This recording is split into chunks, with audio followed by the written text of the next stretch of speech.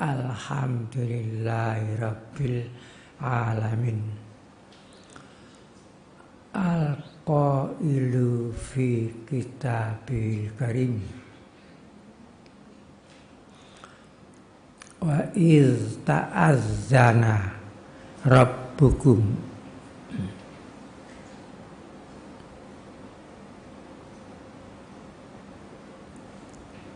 la in syakartum la azidannakum wa la in kafartum inna azabi lasyadid.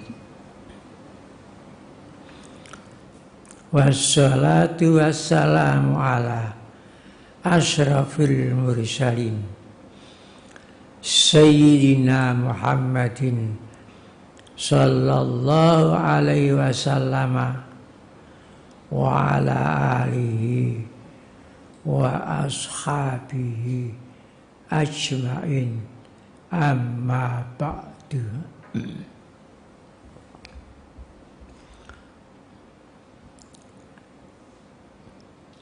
Hadirin wal hadirat, semua jamaah di sekitar Tarekat Siddiqiyah.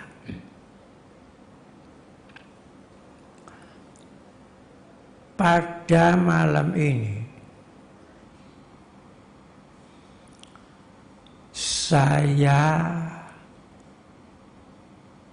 hanya menyampaikan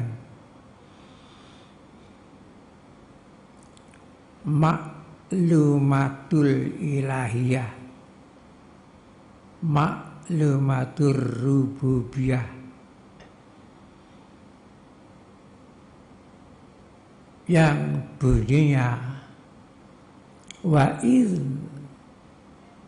ta'azzana rabbukum la in syakartum la azidannakum wa la in kafartum inna azabi lasyadid. Ayat ini ada di dalam surat Ibrahim. Ayat inilah yang disebut maklumatul ilahiyah atau maklumatur rububiyah atau maklumatul haq. Awal kalimat wa iz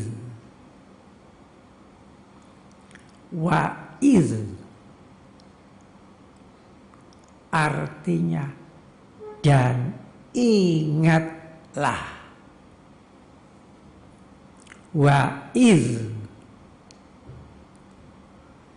dan ingatlah.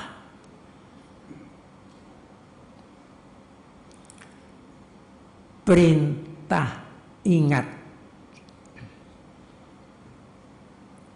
Dalam kata ingat ini, perintah itu ditujukan kepada manusia yang telah diberi daya ingat, daya akal, daya pikir, daya rasa. Tidak ditujukan kepada orang yang belum diberi daya ingat, daya pikir, daya akal. Karena tidak mungkin orang yang tidak diberi nikmat daya akal pikir itu diperintah ingat. Jadi yang diperintah ingat orang yang telah berusia balik, telah diberi daya akal, pikir, rasa, ingat, dan kemampuan bersadar. Itu wa'idh. 2. Perintah. Wa'idh, perintah ingat itu ada 3 nilainya. Perintah nilai wajib, perintah nilai sunnah, perintah nilai mubah. Dan perintah wa'idh ini perintah nilai wajib, bukan sunnat, bukan mubah. Dari mana kita tahu perintah itu wajib? Karena di situ ada janji syukur ditambah. Tapi kalau tidak mensyukuri akan diazab. Disitulah kita tahu bahwa nilainya perintah itu perintah wajib.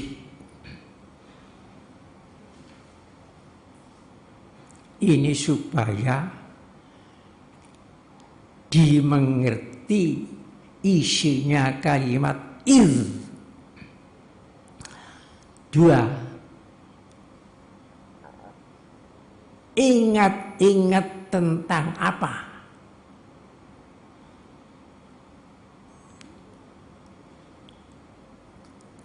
Ingat ta'azzana rabbukum. Ta'azzana maklumat. Ta'azzana azan. Rabbukum azannya Tuhanmu. Maklumat Tuhanmu. Pemberitahuan Tuhanmu. Jadi azan itu pemberitahuan. Upamanya orang azan sholat zuhur, memberitahuan menegakkan sholat zuhur telah tiba, atau azan asar. Dan ini azannya Rabbukum, ta'azzana Rabbukum, azanna Tuhanmu. Maka dinamakan maklumatur rububiyah, maklumatul ilahiyah, maklumatul haq, maklumatur rahman, maklumatur rahim. Jadi ta'adzannya pemberitahuan, pengumuman, proklamasian. Itu artinya ta'adzan, azan. Rabbukum, Tuhanmu. Apakah isinya maklumat Tuhan? Isinya itu syukur. La in syakartum, jika kamu syukur, janjinya Allah, la azidannakum, pasti aku tambahkan kepadamu.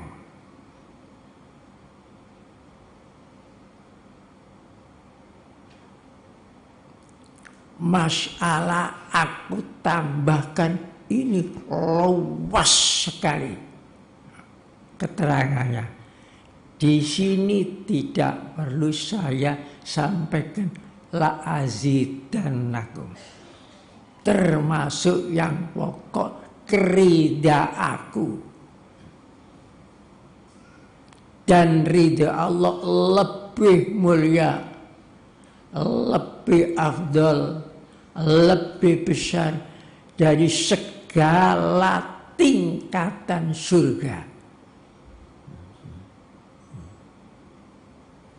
wa ridwanum minallahi akbar. Dan itulah yang dinamakan fauzul azim. La in syakartum la azidannakum.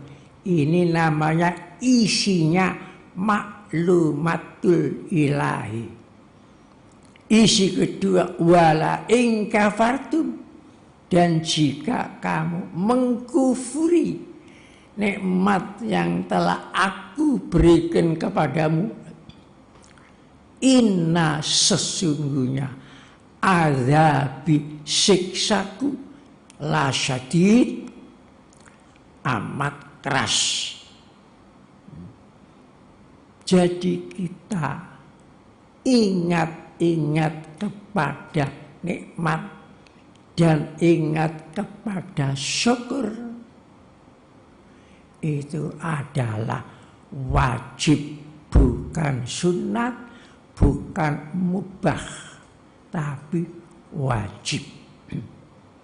Itulah yang perlu saya sampaikan. Kemudian syukur itu tersusun dari 3 huruf, shin, kaf, ro.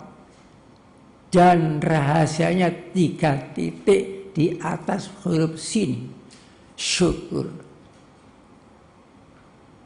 Syukur unsur pertama, syukur dalam lesan, membaca alhamdulillah, satu itu.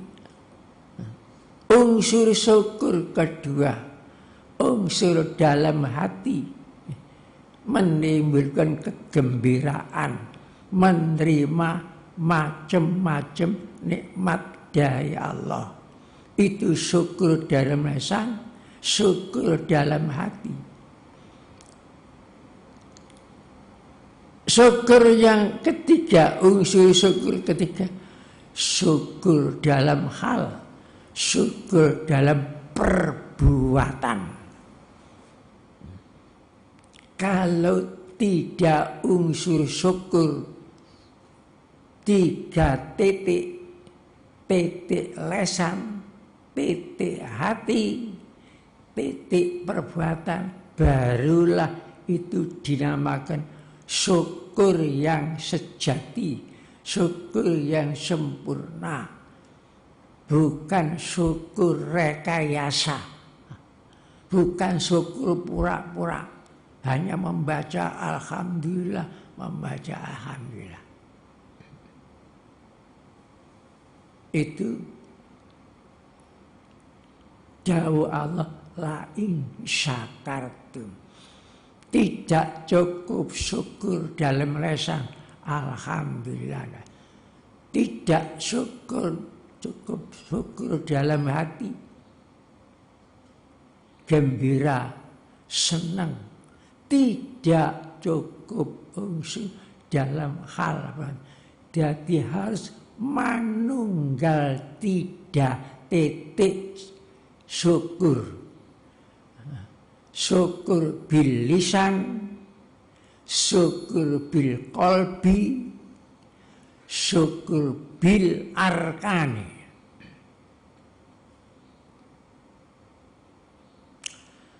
Alhamdulillahirabbil alamin.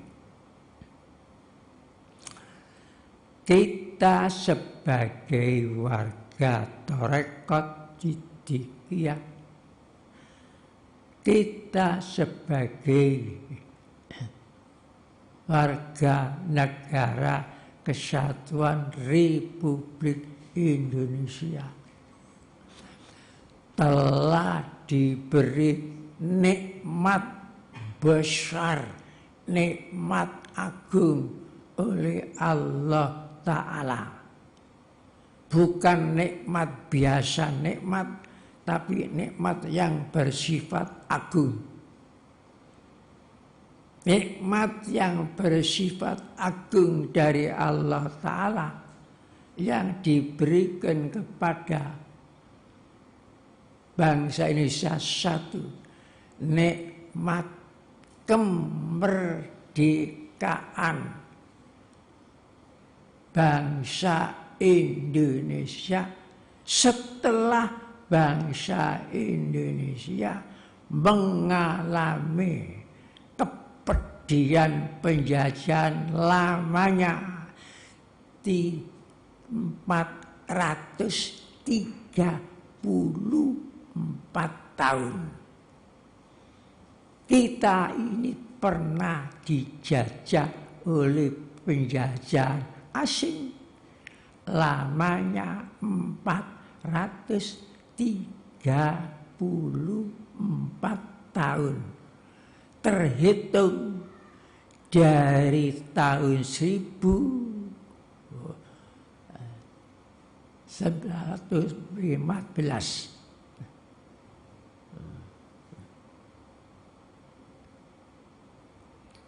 115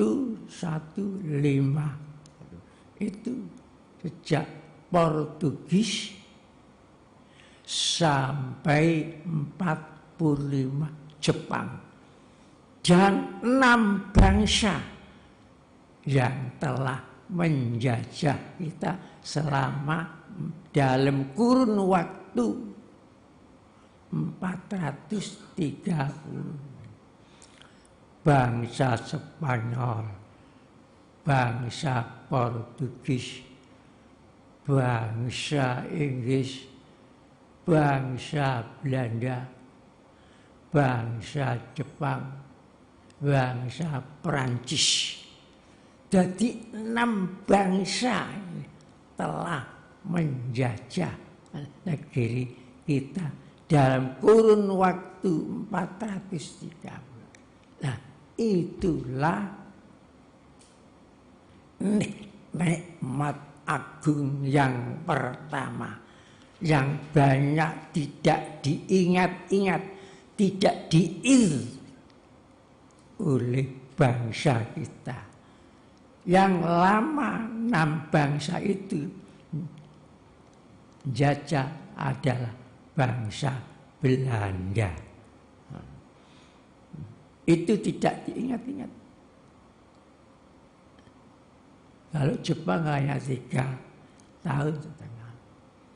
Dan nikmat agung yang kedua yang telah diberikan oleh Allah Ta'ala kepada bangsa kita, nikmat berdirinya negara Kesatuan Republik Indonesia, tidak berselang berturut-turut tanggal 17 Agustus 45 nikmat kemerdekaan turun diberikan kepada bangsa Indonesia.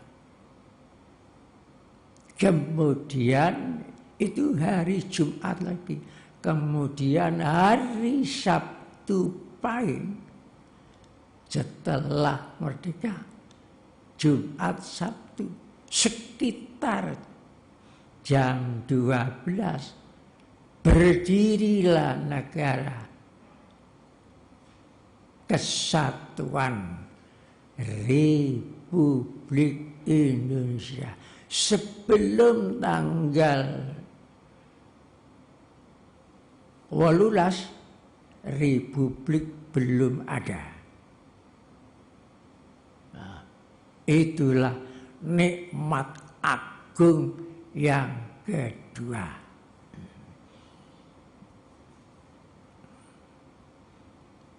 Siapakah yang mendirikan negara ini? Itu nanti penjelasan lengkap dalam pesantren Jati Diri Bangsa Indonesia dalam bukunya lengkap. Dan kita ini wajib mensyukuri 2 nikmat agung itu.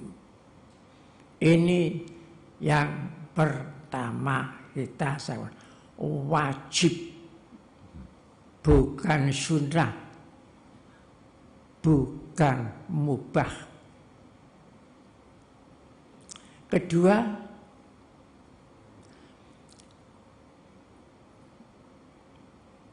warga Tarekat Siddiqiyah pada saat ini, pada abad ini, telah diberi nikmat oleh Allah Ta'ala yang saya namakan nikmat penonjolan. Yang nikmat penonjolan ini tidak banyak diberikan kepada organisasi lainnya Tarekat Siddiqiyah. Tidak diberi penonjolan. Hanya warga Siddiqiyah, warga organisasi Siddiqiyah yang saat ini diberi nikmat penonjolan. Dan nikmat penonjolan kesadaran ini wajib kita syukuri. Satu contoh saja.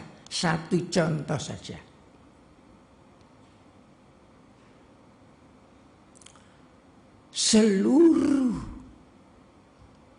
Indonesia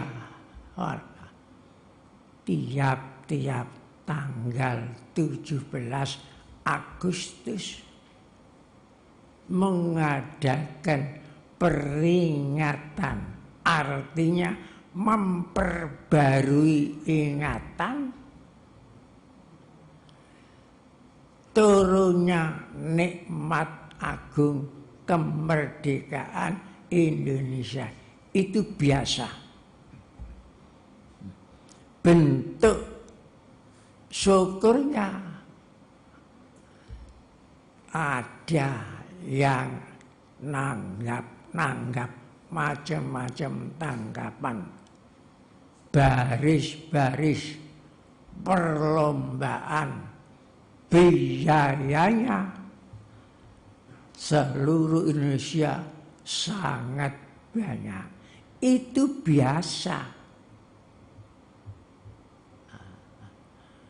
Tapi warga Tarekat Siddiqiyah diberi nikmat penonjolan luar biasa dari itu. Di mana luar biasanya? Pertama, rakyat Indonesia 1 tahun mensyukuri, bukan memperingati, mensyukuri nikmat agung kemerdekaan 2 kali. Pertama, tanggal 17 Agustus.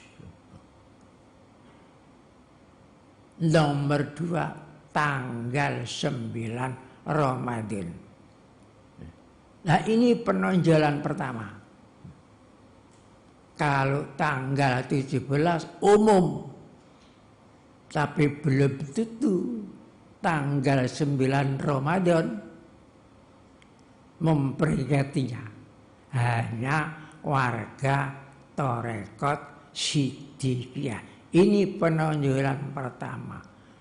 Mengadakan doa, mengadakan sedekah, dan mengadakan lain-lain. Tanggal 9 Ramadan. Lainnya organisasi tidak ada. Ini penonjolan. Namanya nikmat penonjolan kesadaran. Kalau lainnya seluruh Indonesia hanya bulan Masehi, bukan bulan Ramadan. boleh diperiksa di mana-mana. 9 Ramadan tidak ada selain warga Torekot. Penonjolan kedua, seluruh Indonesia termasuk pemerintahnya sendiri sampai saat ini hanya baris-baris tanggapan perlombaan. Tidak ada santunan, itu tidak ada. Nah, tapi penonjolan nikmat yang diberikan kepada warga Torekot Sidikiyah, sujud syukur sudah dilakukan. Santunan nasional seluruh Indonesia, urunan uang bukan untuk nanggap, bukan untuk hura-hura, tapi untuk membuat sedekah rumah paling layak dihuni yang selama ini sudah mereka lebih 70 tahun masih banyak yang menempati rumah yang tidak layak. Padahal kanan kiri sudah rumah banyak bagus-bagus, tetapi tidak jadi perhatian. Tapi warga Torekot Sidikiyah diberi penonjolan sedekah bersifat nasional, bukan parsial tapi nasional, sampai membangun rumah dalam tahun ini saja lebih dari 80 rumah layak huni. Ada yang nilainya 100 juta, ada yang nilainya 50 juta. Ini seluruh Indonesia menurut kemampuan. Manakah organisasi lain yang diberi nikmat penonjolan? Tidak ada. Termasuk pemerintah pun tidak ada. Biaya begitu banyak hanya untuk nanggap 3 hari saja, bekasnya sudah tidak ada dan tidak bisa nikmati. Tapi kalau berupa rumah, inilah kenikmatan abadi. Bisa 10 tahun, bisa 20 tahun. Nah, ini penonjolan, namanya nikmat penonjolan yang wajib kita syukuri. Dan semangatnya, coba yang nomor 3, sekarang ini dunia ditimpa oleh musibah corona. Di dalam musibah corona ini tidak surut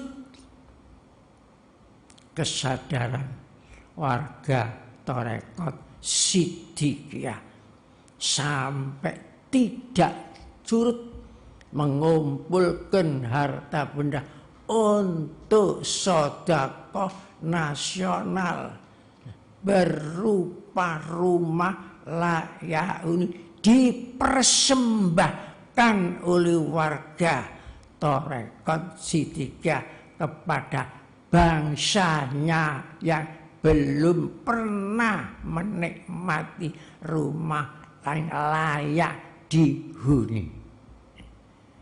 Ini penonjolan mana ada? Seperti ini, hanya warga Torekot Sidikiyah. Musibah corona tidak bisa menghalang-halangi semangatnya warga Torekot Sidikiyah buktikan mursyidnya sendiri sakit hampir 1 tahun pun tidak jadi penghalang semangatnya warga Thariqah Siddiqiyah untuk bersedekah, untuk bersyukur kepada nikmat kemerdekaan dan nikmat berdirinya negara kesatuan Republik Indonesia. Bagaimana semangatnya dibuktikan sedang di tengah-tengah musibah corona membangun pesantren hayya 'alas shalah hayya 'alal falah.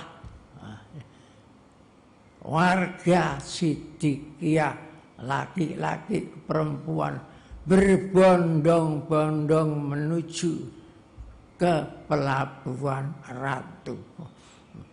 Ada dari Sumatera, ada dari Jawa, dan lain-lain. Mulai bulan Rajab sampai sekarang pun tidak pernah berhenti membangun, mengucuri sedekahnya untuk mensyukuri kemerdekaan. Semuanya itu untuk Indonesia Raya, bukan untuk parsial, bukan untuk pribadi, untuk Indonesia Raya semua. Ada yang menyumbangkan tenaganya, ada yang menyumbangkan harta bendanya, dan macam-macam.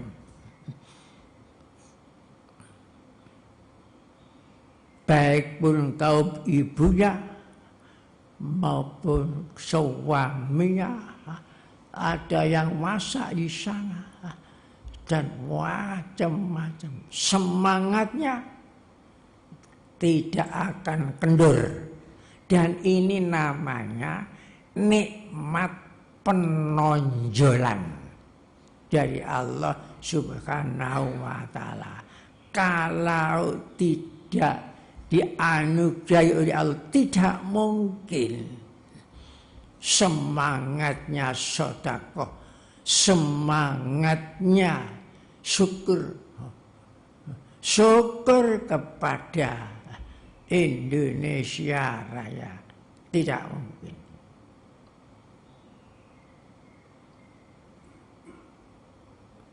Siddiqiyah ini mempunyai pintu gerbang. Pintu gerbang Siddiqiyah 8 kesanggupan. Semua yang ingin masuk ke Siddiqiyah harus melalui pintu gerbangnya, yaitu 8 kesanggupan. Di 8 kesanggupan itu ada sanggup bakti kepada negara. Nah, ingat, negara. Kalau negara abadi, kalau pemerintahan gonta-ganti, di situ kata-kata bakti kepada negara. Dan ada lagi cinta kepada tanah air Indonesia. Coba ingat, membuat susunan saja sulitnya bukan main.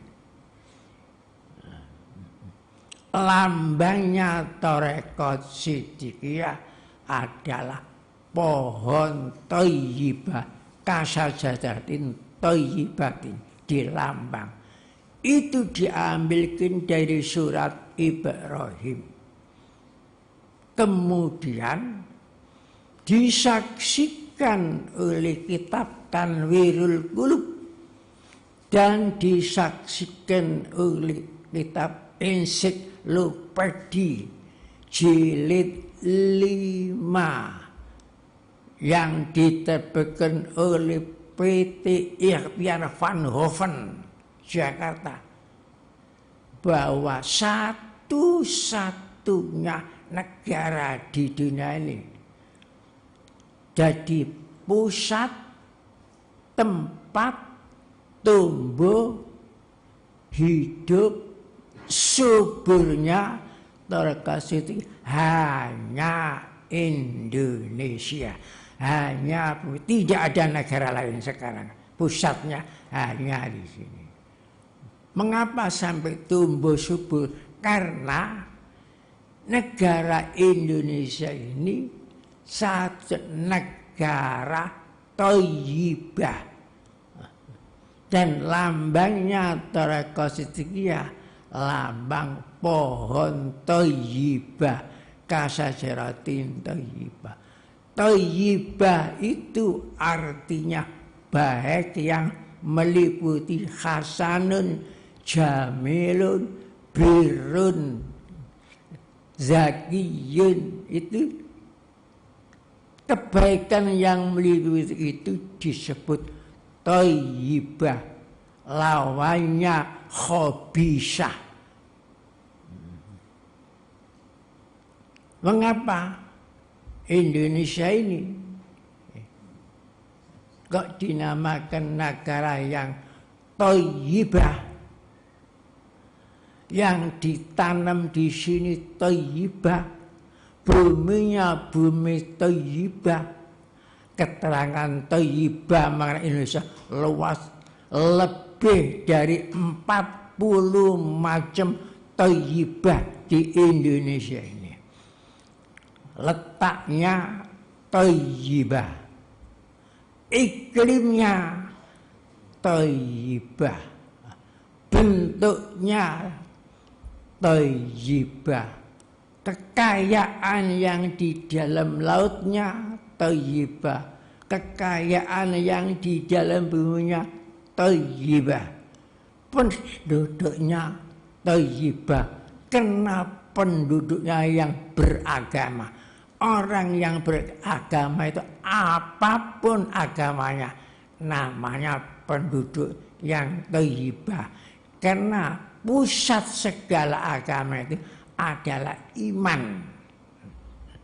Pusatnya agama apapun sentralnya iman. Itu namanya thayyibah. Orang yang tidak beriman kepada yang akarya jagat ini namanya bukan orang thayyibah.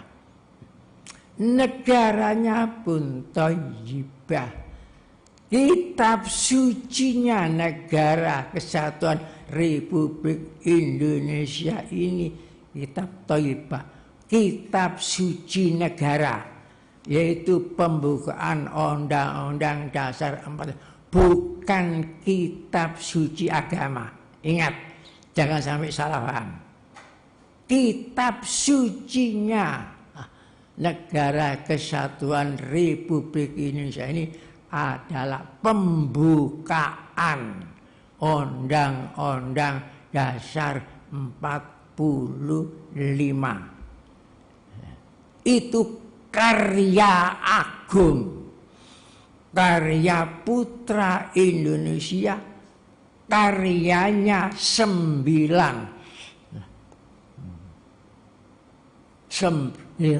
tokoh pahlawan Indonesia. Satu, siapa? 9 orang yang menciptakan karya agung kitab sucinya Negara Kesatuan Republik Indonesia itu. Di sini saya tidak menerangkan mengapa dikatakan kitab suci. Masalah itu luas. Itu nanti dalam pelajaran pesantren Jati di negara akan diterangkan. Masalah sucinya. Suci dari apa? Luas. Di sini perlu saya sampaikan 9 pahlawan nasional yang menciptakan kitab sucinya Negara Kesatuan Republik Indonesia.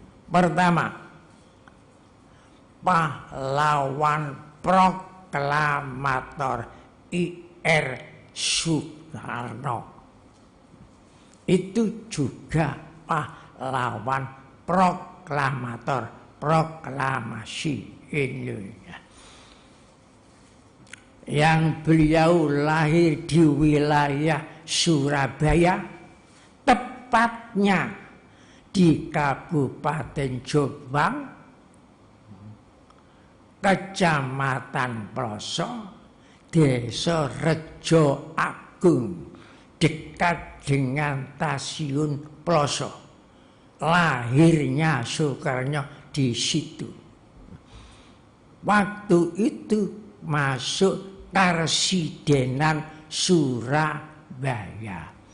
Itu menurut catatan ibunya sendiri, bahwa Soekarno lahir di Kecamatan Ploso.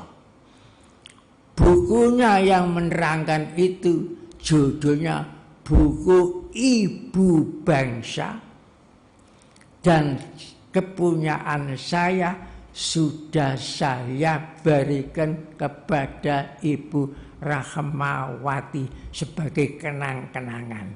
Judulnya Ibu Bangsa, yang menyusun 7 profesor. Itu lahirnya Soekarno. Itu pertama. Yang kedua, siapakah yang nyusun itu? Yang kedua, D.R.S. Muhammad Hatta, lahir di Bukit Tinggi, Sumatera. Asal namanya Muhammad Ator, bukan Hatta. Kemudian berubah disebut Muhammad Hatta. Mengapa dinamakan Muhammad Ator? Ayahnya D.R.S. Muhammad Hatta itu mengidolakan tokoh tasawuf dunia yang nyusun kitab Mantiqut Thair, Fariduddin Ator. Ator itu artinya semebrak bau, semebrak harum baunya, itu namanya Ator. Ternyata namanya Pak Hatta itu harum sampai sekarang ini. Itu kedua. Yang ketiga siapa? Yang nyusun kumpulan orang siapa? Yang ketiga itu A.A. Maramis, lahir di Manado. Itu juga pahlawan nasional. A.A. Maramis lahir di Manado. Yang keempat siapa? Yang keempat Abi Kusno Cokro Suyoso, pahlawan nasional. Makomnya di Surabaya. Itu adiknya Bapak Cokro Aminoto. Namanya Abi Kusno Cokro Suyoso, pahlawan nasional. 5, Kiai Abdul Qohar Muzakir, Yogyakarta, yang pernah menjadi ketua umum Muhammadiyah keluaran Fakultas Azhar Mesir. Kemudian lagi Kiai Wahid Hashim, lahir di Jombang, pahlawan nasional. Setelah itu Kiai Agus Salim, lahir di Kota Gadang, Sumatera. itu pun orang besar Indonesia dan pahlawan Indonesia yang menguasai 7 bahasa asing, yang pernah memberi kuliah di Al-Azhar Mesir, yang menggemparkan ulama-ulama Timur Tengah, itu Agus Salim. Selain itu siapa lagi? Master Ahmad Subarjo yang makamnya di Bogor. Ahmad Subarjo, Master Profesor Ahmad Subarjo, itu juga pahlawan nasional. Yang 9 Profesor Muhammad Yamin lahir di Sawah Lunto. 9 itulah 9 pahlawan nasional yang menciptakan pembukaan Undang-Undang Dasar 45 menjadi kitab sucinya Negara Kesatuan Republik Indonesia. Jadi di Indonesia ada 3 nikmat besar yang menjadi sentral. 1, nikmat kemerdekaan bangsa Indonesia 17 Agustus. 2, nikmat berdirinya Negara Kesatuan Republik Indonesia tanggal 18 Agustus. Nomor 3, nikmat kitab sucinya Negara Kesatuan Republik Indonesia yang diciptakan di gedung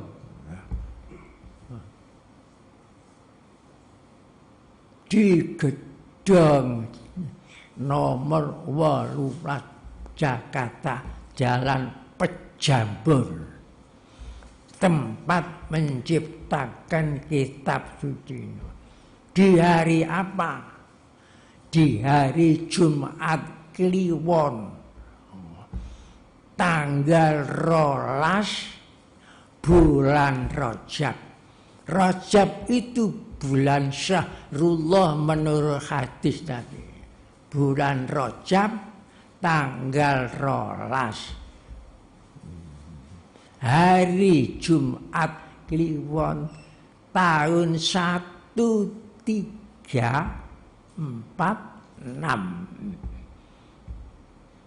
Hijriah atau tanggal 82 Juni tahun 1945. Itulah terjadinya kitab sucinya Negara Kesatuan Republik. Itu nikmat agung. Jarang yang ingat itu nikmat agung. Ya, inti dari 9 pahlawan tersebut ada 3. 1, I.R. Soekarno. 2, Muhammad Hatta. 3, Master Ahmad Subarjo.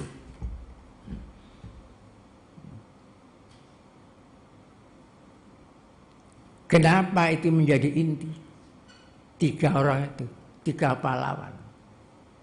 Pertama, waktu I.R. Soekarno dan Muhammad Hatta diculik oleh pemuda-pemuda revolusioner, dibawa dari Jakarta ke Kerawang, Rengas, Dengklok dengan maksud supaya mau memproklamirkan kemerdekaan bangsa Indonesia di Rengas Dengklok. Karena pada tanggal 15 Agustus belum diproklamirkan, didesak terus. Tetap Pak Karno tidak mau, walaupun dipotong lehernya. Saya tunggu nanti 17 Agustus, bukan 15 Agustus, bukan 16 Agustus. Nah, karena tidak mau, malam tanggal 15 diculik, dibawa ke Rengas Dengklok. Tapi ternyata di sana pun tidak mau memproklamirkan. Akhirnya siapa yang nyusul ke Rengas Dengklok bisa berhasil bawa ke Jakarta lagi? Ahmad Subarjo. Jadi disusul, dicari-cari, akhirnya ditemukan di Rengas Dengklok, Kerawang. Dibawa lagi ke Jakarta, tetap tanggal 17 tidak akan mau. Lain tanggal itu. Baca sendiri kitab Bung Karno, Penyambung Lidah Rakyat Indonesia, bab 4, nanti tahu masalah penculikan itu rahasianya. Setelah itu tanggal 17 malam 17 Agustus, hari Jumat lagi, jam 3 malam, yang nyusun teks proklamasi itu hanya 3 orang itu, I.R. Soekarno, Muhammad Hatta, Ahmad Subarjo, tidak ada yang lain. Itu yang nyusun. Disusun di mana? Disusun di rumahnya Laksamana Maida, Angkatan Laut Jepang. Tapi Jepang hanya meminjamkan rumah saja, tidak ikut-ikut. Karena pada waktu itu sudah dilarang, tidak boleh gerombol-gerombol di luar, di hotel.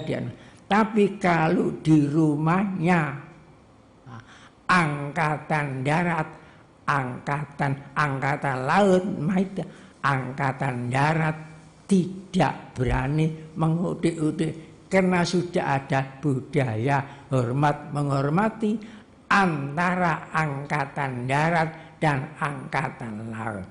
Jadi antara Rikugun dan Kugun itu jalan.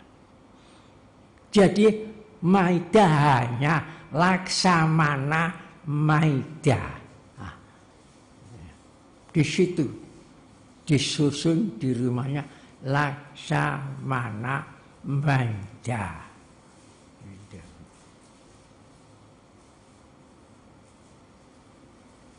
Nomor 1 waktu itu di Jalan Imam Bonjol nomor 1 yang ditempati Laksamana Maida Jakarta. Sekarang menjadi gedung museum penyusun proklamasi. Tidak jauh dari lapangan Ikada atau lapangan Monas. Saya pernah menyaksikan ke sana. Nah, itu jadi yang menyusun teks itu hanya 3 orang tersebut. Yang menyusul lengkap 2 pahlawan, ya Subarjo.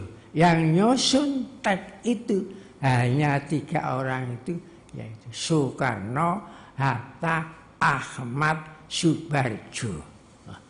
Dan 3 orang itu pun yang ikut menciptakan kitab sucinya Negara Kesatuan Republik Indonesia. Itu sejarahnya. Apa yang saya sampaikan hanya singkat saja. Dan inti daripada inti kitab sucinya itu pun diletakkan di alinea yang ketiga. Alinea yang ketiga. Oleh sebab itu harus apal alinea yang ketiga. Yang bunyinya atas berkat rahmat Allah yang maha kuasa. Ingat, bukan maha esa, maha kuasa. Dan didorongkan oleh keinginan luhur supaya berkehidupan kebangsaan yang bebas. Maka rakyat Indonesia, ingat kata-kata rakyat, rakyat Indonesia menyatakan dengan ini kemerdekaannya. Kata-kata menyatakan itu namanya proklamasi, pengumuman, pemakluman, proklamasi, dari kata-kata Prancis proklame, pengumuman. Itu harus difahami. Itu inti dari kitab suci. Oleh sebab itu siapa saja, dari mana saja, suku apa saja, apa kekuasaan kedudukannya, nyeleweng dari kitab sucinya itu mesti akhirnya jatuh dan akan mengalami kekecewaan. Tidak bisa dipertahankan siapa saja. Ini sejarah yang telah dibuktikan di beberapa tahun. Siapa saja, tidak pandang golongan apa saja, partai apa saja orangnya, siapa saja, pasti akan jatuh. Tanpa didemo mesti jatuh sendiri. Karena menyalahi berkatnya Allah, rahmatnya Allah, kekuasaannya Allah. Mesti jatuh. Ingat-ingat lama ini. Banyak orang yang lupa sekarang ini, generasi penikmat lupa. Dilupakan oleh kedudukan, dilupakan oleh materi dan sebagainya, dilupakan oleh kekuasaan, merasa sesaat, tapi lupa akan yang akan datang. Hadirin wal hadirat yang kami hormati, pada suatu saat di malam bulan Ramadan, ingat saya waktu itu peringatan yang ke-17 di waktu malam hening, sunyi senyap, saya membaca teks proklamasi dengan kacamata rasa periksa karsa, bukan kacamata dhahir. Saya baca proklamasi. Kami bangsa Indonesia. Dengan ini menyatakan kemerdekaan Indonesia. Hal-hal mengenai pemindahan kekuasaan. Ingat, pemindahan, bukan panitia persiapan. Pemindahan. Hal-hal mengenai pemindahan kekuasaan dan lain-lain diselenggarakan dengan cara saksama dan dalam tempo yang sesingkat-singkatnya. Jakarta 17 Agustus 45 atas nama bangsa ini, bukan atas nama Republik, atas nama bangsa Indonesia. Soekarno Hatta, bukan Presiden Soekarno, bukan Wakil Presiden. Setelah saya membaca itu dengan kacamata rasa, periksa, karsa, meledaklah perasaan saya sampai meleleh air mata saya, sampai saya tidak sadar saya mengucapkan seperti apa yang diucapkan oleh Nabiullah Sulaiman waktu sekejap mata singgasana Bilqis datang di hadapan Nabi Sulaiman.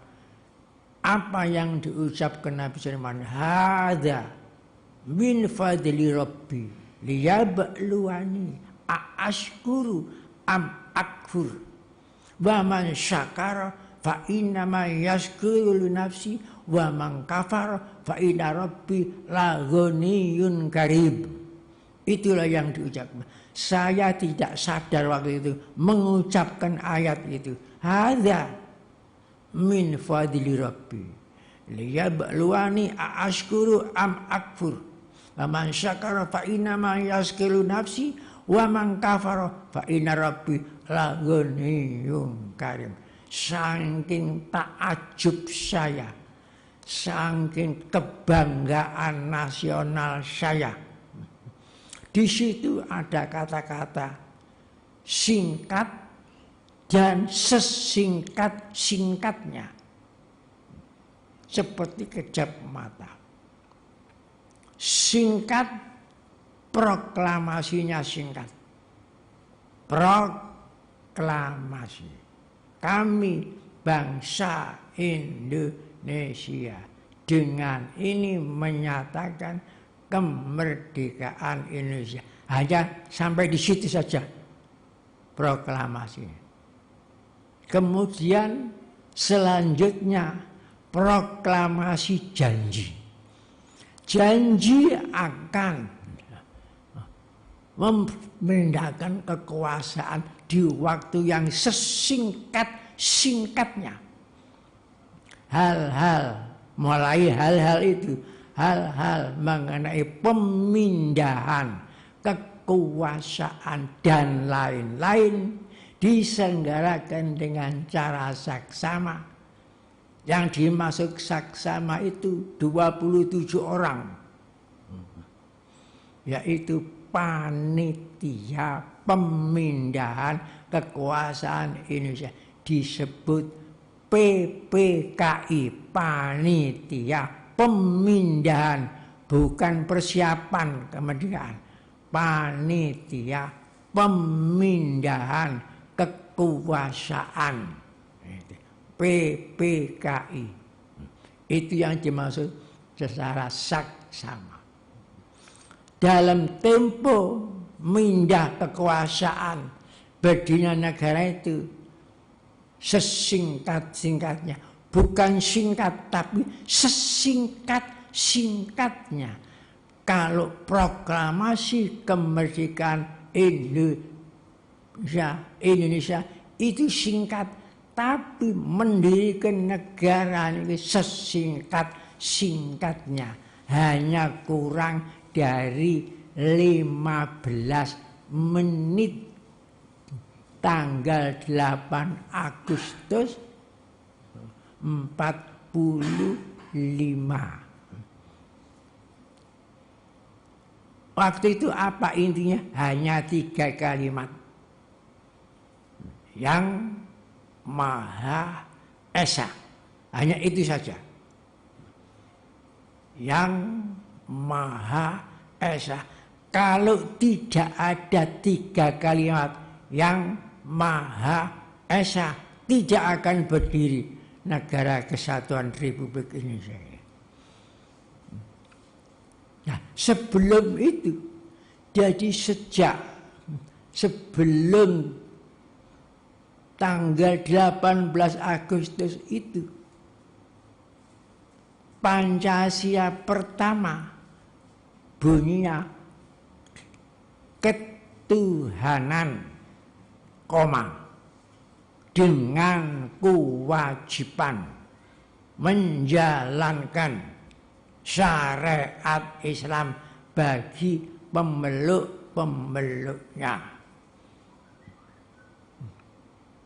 Ya, setelah kemerdekaan menjelang sidang yang akan menikah, ada usul dari Indonesia Timur Ratu Hari-Hari dari orang Kristen.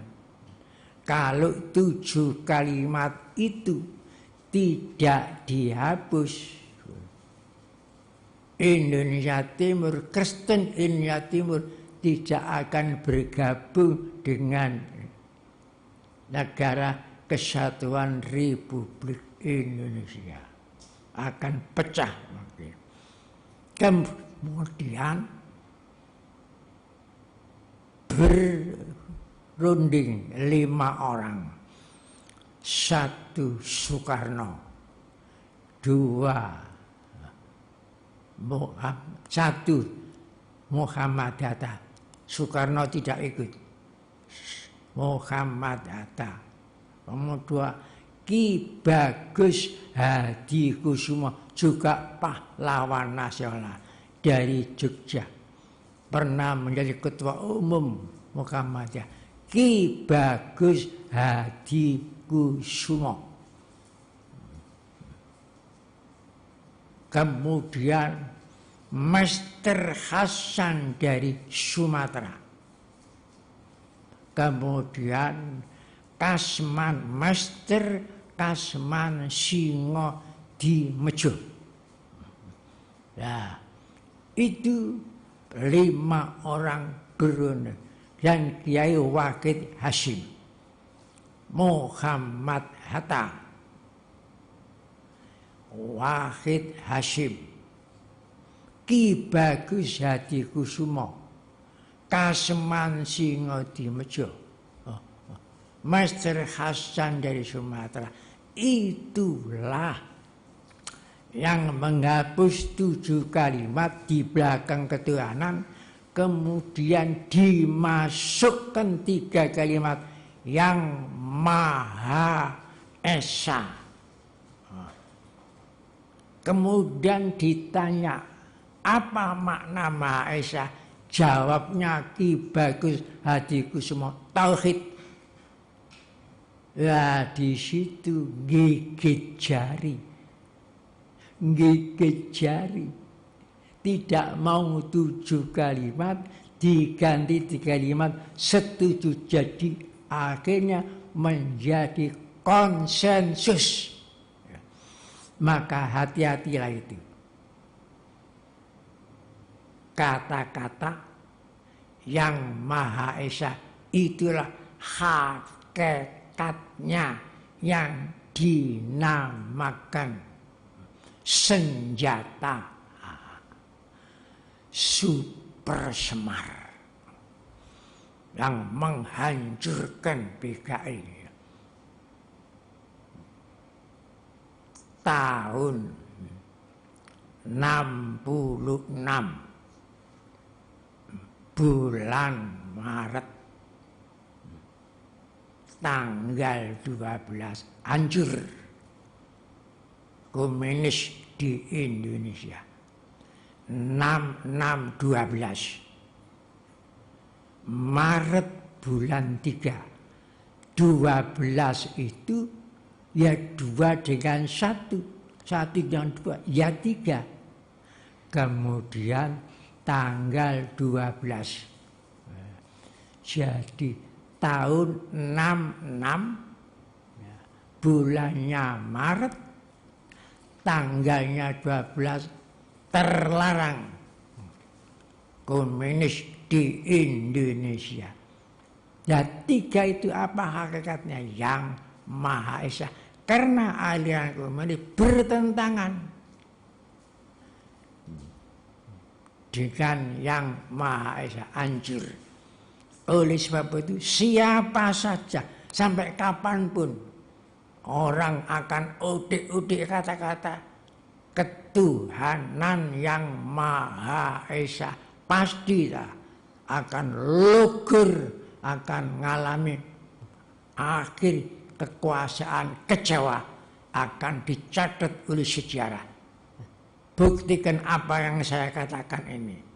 Kalau saya nanti sudah meninggal, tidak menangi, anak cucu kita bisa membuktikan. Itu super semar, super samar. Senjata yang super. Ketuhanan yang Maha Esa. Biarkan saja orang udik-udik ketuhanan masa akan diganti ketuhanan-ketuhanan apa saja. Kalau ketuhanan yang masa tidak ada, akhirnya akan jadi ketuhanan tidak beridentitas. Ketuhanan apa itu? Apa ketuhanan waktu? Apa ketuhanan sengenge? Apa ketuhanan bulan? Identitasnya tidak ada. Kalau ketuhanan yang Maha Esa ini nih, sudah menjadi satu utama konsensus sudah antara nasionalis religius dan antara religius nasionalis sudah utama. Jangan diudik-udik. Siapa saja yang udik-udik, dari mana saja, apa saja kedudukannya, pasti akan lugur, pasti akan kena senjata super itu. Itulah sebabnya saya berkeyakinan negara kesatuan Republik Indonesia rahmatan lil alamin. Itu keyakinan saya. Rahmatan lil alamin. Ingatlah, ingat apa yang saya sampaikan ini. Ini masalah sentral dari segala sentral, pokok dari segala pokok. Ini. Tidak ada yang melebihi itu di Indonesia ini. Warga Toreko Sidikiah harus ingat-ingat, harus syukur kita mempunyai negara kesatuan Republik Indonesia yang dasarnya ketuhanan yang Maha Esa. Tidak ada yang Maha Esa kecuali Allah. Jadi berkat Allah, rahmat Allah, kuasa Allah, itulah senjata yang paling super. Tidak ada yang melebihi di Indonesia. Ma'asyiral muslimin rahimakumullah. Saya merasa bangga warga Toreko Sidikiah diberi kenikmatan penonjolan. Kenikmatan penonjolan. Dikatakan penonjolan karena tidak diberikan kepada organisasi lainnya. Hanya organisasi Sidikiah. Sampai menjadi program nasional untuk membangun rumah layak huni. Padahal warga tidak ada yang kaya, sedangkan berapa yang dibangun. Itulah penonjolan, nikmat penonjolan. Sampai-sampai organisasi lain itu heran dan iri, heran, nyontoh tidak bisa karena itu pemberian Allah, bukan rekayasa mursyid. Itu pemberian anugerah dari Allah. Mana orang bangga bersedekah kalau tidak diberi anugerah dari Allah? Rasul telah berkata, as-shadaqatu syai'un ajibun, syai'un ajibun, syai'un ajibun, sampai 3 kali. Saya sebagai pimpinan Thariqah Siddiqiyah terima kasih atas lestarinya semangat kompak dianugerahi nikmat penonjolan kesadaran, penonjolan sedekah, penonjolan kekompakan. Nah, ini perlu disyukuri. Insya Allah Allah Ta'ala akan memberikan nikmat yang lebih besar daripada nikmat penonjolan itu kalau kita syukur. La in syakartum la azidannakum. Wassalamualaikum warahmatullahi wabarakatuh.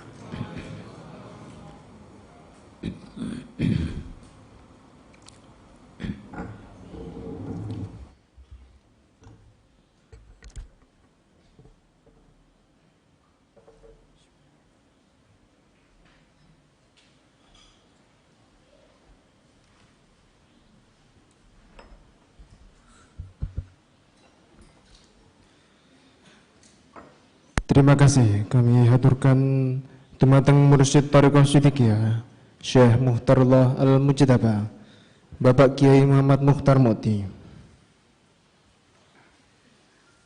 Hadirin, memasuki acara yang berikutnya, yakni sambutan-sambutan.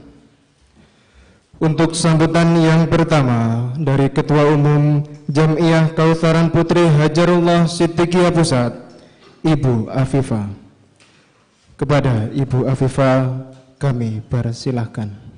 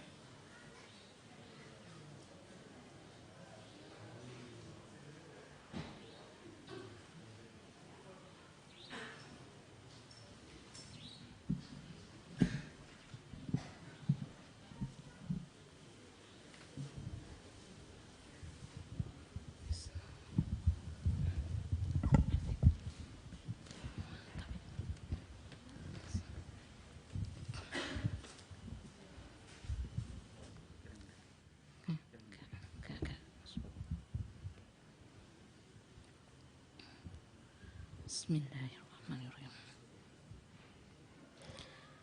Assalamualaikum warahmatullahi wabarakatuh.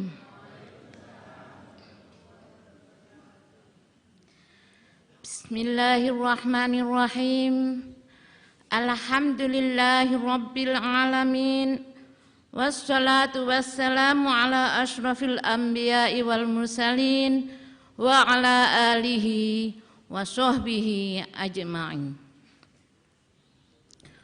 Qala rabbi shrah li sadri wa yassir li amri wahlul 'uqdatam min lisani yafqahu qawli. Amma ba'du. Al-Mukarram Mursyid Thariqah Siddiqiyah Syekh Muhtarullah Al-Mujtaba yang kami taati dan kami muliakan. Al-Mukarramah ibunya Yusofatul Ummah, penasehat dan Dewan Pertimbangan Jam'iyah Kausaran Putri Hajarullah Siddiqiyah yang kami taati. Bapak-bapak Khalifatus Siddiqiyah sebagai Dewan Pelindung Jam'iyah Kausaran Putri Hajarullah Siddiqiyah yang kami taati. Para pengurus organisasi di lingkungan Thariqah Siddiqiyah yang kami hormati. Para pengurus Jam'iyah Kausaran Putri Pusat maupun cabang-cabang seluruh Indonesia yang kami hormati, serta seluruh warga Thariqah Siddiqiyah di seluruh Indonesia rahimakumullah.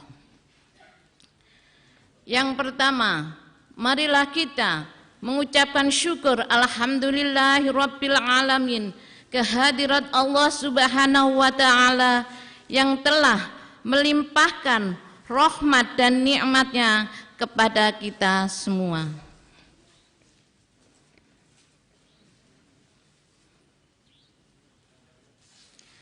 Yang kedua, marilah kita mengucapkan syukur alhamdulillahirabbil alamin kepada Rasulullah sallallahu alaihi wasallam sebagai uswatun hasanah dan wasilatul uzmah.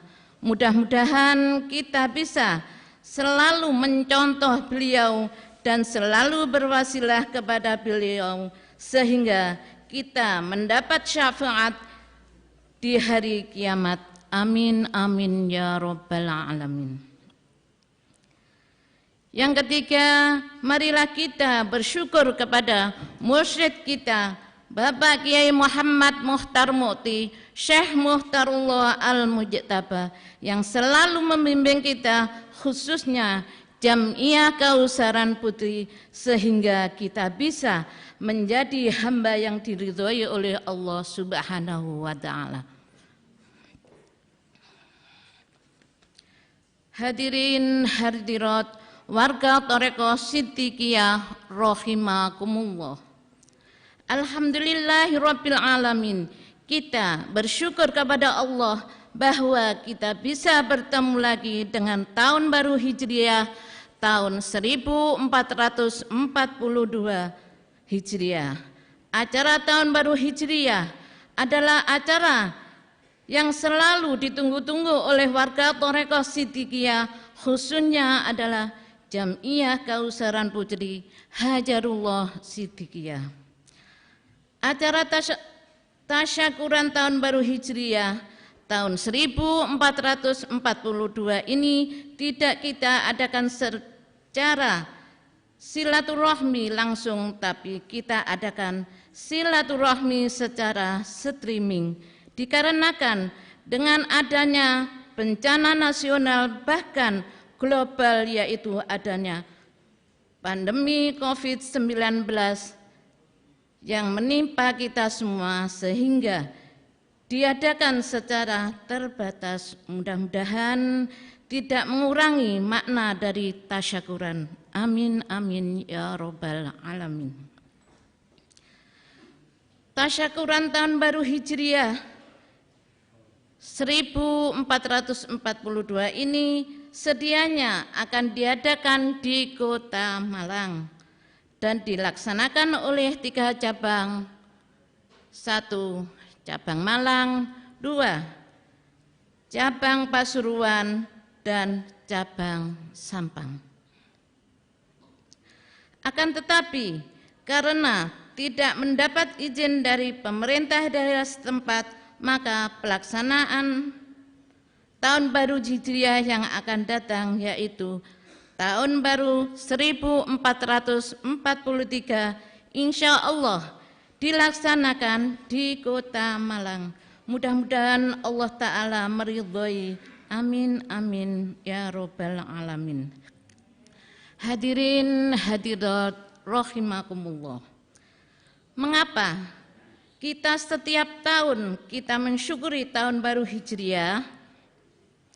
Karena di situ mengandung hikmah yang sangat-sangat besar.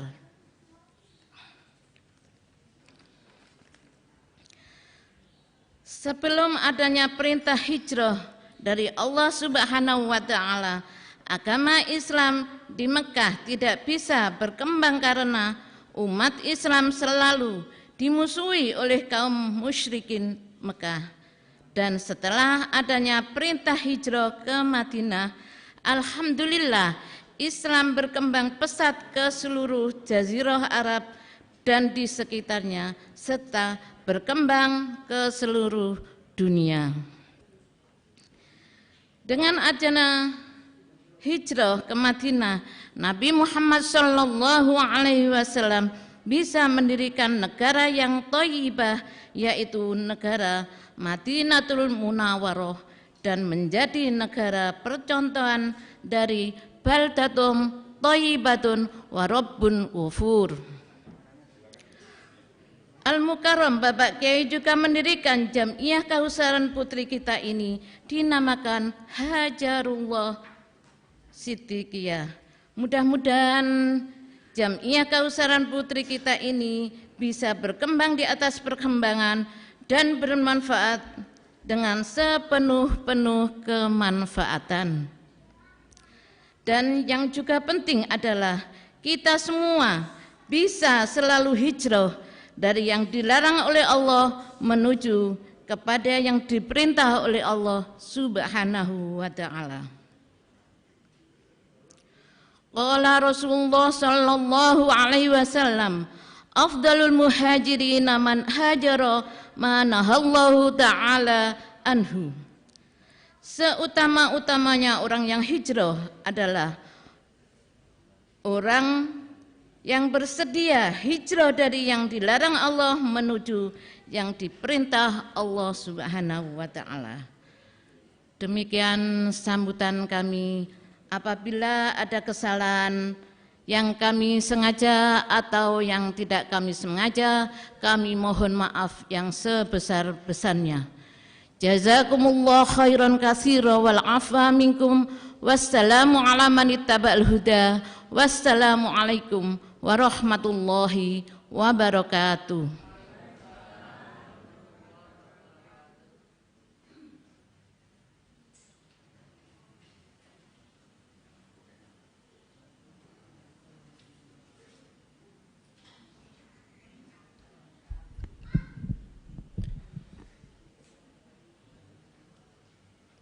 Terima kasih kami haturkan dumateng Ibu Afifah atas sambutannya. Untuk mengisi acara berikutnya, yakni penyerahan piagam santunan nasional Rumah Layak Huni Siddiqiyah. Untuk itu, kepada nama-nama yang kami sebutkan, kami mohon untuk ke depan untuk sebagai perwakilan. Korwil 1, Bapak Muhammad Soleh. Korwil 2, Bapak Muhammad Lazim Muzammil. Korwil 3, Bapak Ahmad Hafid. Korwil 4, Bapak Mustari. Korwil 5, Bapak Amr Wibisono. Korwil 6, Bapak Wahyudi. Korwil 7, Bapak Syafi'i. Korwil 8, Bapak Selamat Yahya. Korwil 10, Bapak Ahmad Suyatmo. Korwil 11, Bapak Supati. Korwil 12, Bapak Usep Suhaya. Korwil 13, Bapak Fathul Mujib. Korwil 14, Bapak Rismanto. Korwil 17, Bapak Eko Darmono. Untuk selanjutnya akan kami serahkan kepada Bapak Khairul Mudzakir. Kepadanya kami persilakan.